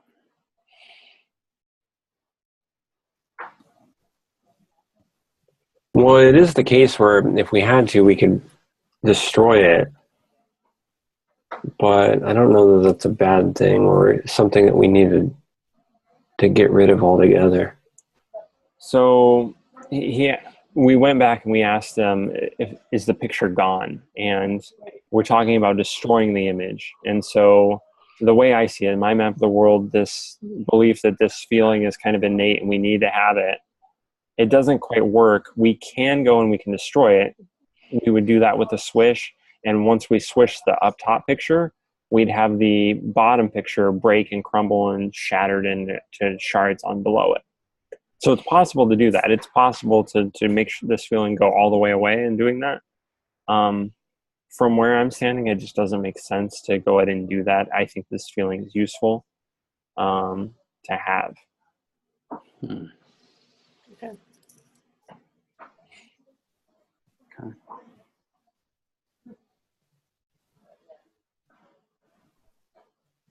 What would be the detriment to getting rid of it altogether? What would be the detriment of feeling happy and secure and safe all the time? That's kind of there already. I feel that. Okay. So right now in this moment, is there any detriment to feeling that? To feeling happy and secure? Yep. And safe, at ease.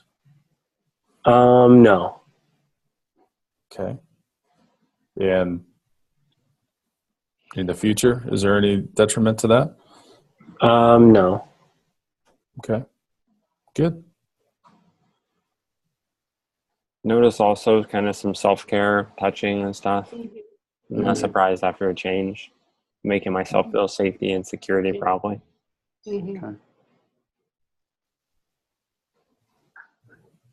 Yeah, seems good. I'm just checking it out.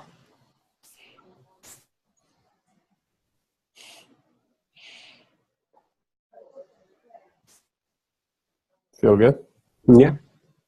Okay. What do you feel when you think about making a cold call right now? A little bit of nervousness, but it's transformed pretty quick. Okay.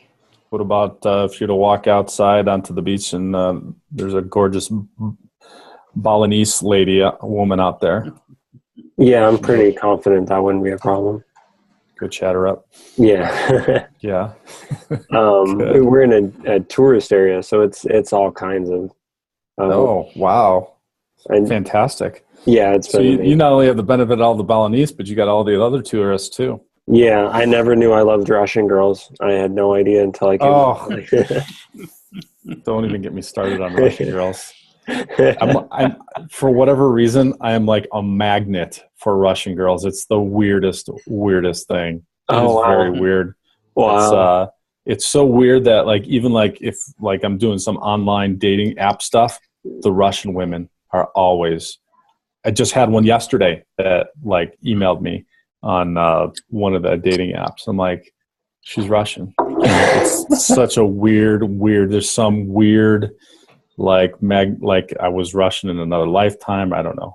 I haven't figured it quite. So that's the change. I want to update you on what happened after. Yeah, I was curious. So specifically, I actually tested this out probably about an hour after it happened, and it happened exactly how it was intended to. So not a problem, picked up the phone, easy, got 12 calls, just boom, boom, boom, boom, every time motivated to go make another call. Excellent. What was interesting is in the process, my picture of what I'm going towards, the one that I imagined myself in and then I stepped away from, the one that I swished the original cold calling with, was a picture a little while back with an ex-girlfriend where I felt totally safety, security, comfort. Those things, it was one of the most safe and secure times that I've ever felt in my life. And so then I had the motivation to keep going, making calls. What's fascinating about that is probably, I think it was maybe 2 days. It could have been one day, but I think it was 2 days afterwards. She reached out to me, which hilarious, right? Like, okay, wow, this is kind of funny how it happens, right? Mm-hmm. Little psychic connection going on. Yeah. So it's important to know that, this process did work exactly how it was supposed to. This is the exact thing that I would have done with the information that I was given as well. Okay. That is good to know. I would say my outcome at the start was to get good at these cold calls and being able to make the calls and getting rid of that feeling and transforming into something else. That was the outcome, and I would say it achieved magnificently. Excellent. Good. Congratulations, then. Mm-hmm. We're going to get an invitation to your wedding, right? Yeah, of course. We have to fly you guys out here. Yeah. But I'm expecting you guys to not want to go back and probably buy a house anyhow. Yeah. Thought we couldn't buy a house there if we're not Balinese. You just get a friend. You contractually get a friend. Somehow do that or sort of. What's also important to know in this whole process is that we discovered something else that's not feeling good enough. And so if that's something that I want to deal with at some other time, I can too. But as it is right now, it's having that positive benefit of also giving me that safety and security. what we'd have to find is how I could better get that for myself. Yeah. And that's a scary prospect. Mm-hmm. Any other comments, questions you guys had about this whole thing? I just need to practice a lot more. I can see that. And so it's just a good lesson as to making sure that as the practitioner, really understanding what the client is saying. And if you're not sure, get that clarification, you know. Back them in a corner if you have to. Yeah. Okay. Because like, you know, when Jude was still on the call here, all three of us were saying we thought that the not feeling good enough and the feeling you had when on the call was one and the same. And it wasn't until you said, well, it has nothing to do with me not feeling good enough. And I was like, what the heck? You know? Yeah. And So, aside from me, who do you think's right in a session? you are. Client It is has to always be. right. Yeah. It has to be, because the meaning of your communication is the message you get. Right. Mm-hmm. Right. And so if you're a client, if you're a practitioner, what is it that you have to do if you're that practitioner? Respect their model of the world. Yeah. That, and you also have to direct it in the way that's beneficial for them. Right. And so that Ecology, therein lies the first step is to pace their model of the world. Yeah. Or to come to an Makes sense. understanding of it. It also comes to the place where who's right or wrong, it has to be the practitioner who's wrong when we're working on somebody else. Mm-hmm. I hate to say that with you, but I mean, you know, I'm doing my process, and the only thing, the one recommendation I would have is just to gain even more rapport, to be more in rapport with the person. Mm-hmm. Yeah. I mean, for all intents and purposes, he did the exact right pattern. He did the questioning just excellently.